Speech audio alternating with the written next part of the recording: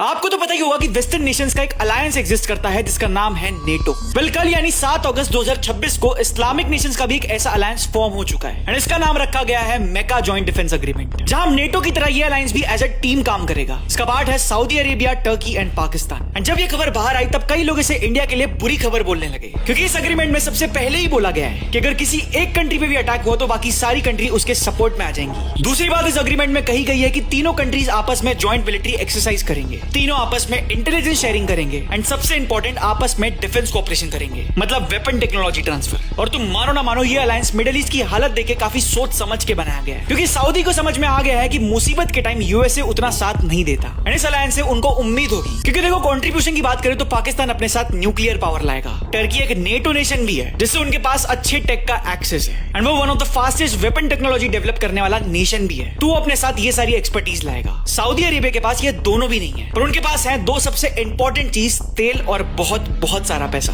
तो अगर तुम डिफेंस पर्सपेक्टिव में बात करो तो ये एक अच्छी अलायंस है, पर क्या इससे इंडिया को कुछ फर्क पड़ता है? Well I don't think so, क्योंकि आपकी जानकारी के लिए मैं आपको बता दूं कि 1971 में भी पाकिस्तान बगदाद पैक्ट का पार्ट था, जिसके मेंबर्स थे Turkey, Iraq, UK and Iran. होने को तो तब पाकिस्तान ज्यादा पावरफुल अलायंस में था, बट उसी दौरान हमने उनको काट के बांग्लादेश बनाया। और आज जब इकोनॉमीज इतनी इंटरडिपेंडेंट हो चुकी है, सऊदी अरेबिया और इंडिया के इतने अच्छे रिलेशन है, वैसे में सऊदी इंडिया पे गलती से भी अटैक नहीं करेगा। आप एक बात समझो, दुनिया भर में बहुत सारे पेपर्स साइन होते रहते हैं, पर जब काम की बात आती है तो सब गायब हो जाते हैं। और ये चीज हम नहीं, ईरान ने कही है इस एग्रीमेंट को देखते हुए, जो कि सही बात है, क्योंकि नेटो को ही देख लो, the biggest alliance, but war में यूएसए का साथ देने कोई यूरोपियन नेशन नहीं आया। अब कुछ लोगों के जो इस एग्रीमेंट को देख के बड़ी बड़ी बातें बनाएंगे एंड इसे इंडिया के लिए थ्रेट बताएंगे, बट इंडिया को पता है कि कौन कितना केपेबल है। कुछ लोग ये भी कहने लग गए थे कि इंडिया को इसराइल के साथ एक पैक्ट साइन कर लेना चाहिए, but this doesn't make sense, क्योंकि हम तो 20-25 साल में कभी एक बार वॉर में जाते हैं, बट इसराइल कंटिन्यू वॉर में रहता है। ऐसे में हम अग्रीमेंट करके खुद के दुश्मन ही बढ़ाएंगे। आपका इस पूरे सिनेरियो, इस पूरे एग्रीमेंट पे क्या ओपिनियन है, हमें कमेंट्स में बताएं। हमें पता है कि हमारी ऑडियंस काफी आर्टिकुलेट करती है चीजों को एंड हम आपके ओपिनियन जरूर सुनना चाहेंगे। आगे जो भी डेवलपमेंट आएगी वो आपको सबसे पहले पता चलेगी only on India last 24 hours via breaking news post. इसीलिए मैं बार बार हर बार कह रहा हूँ, ज्यादा सोचो मत, फॉलो कर दो इंडिया लास्ट 24 आवर्स को अभी के अभी।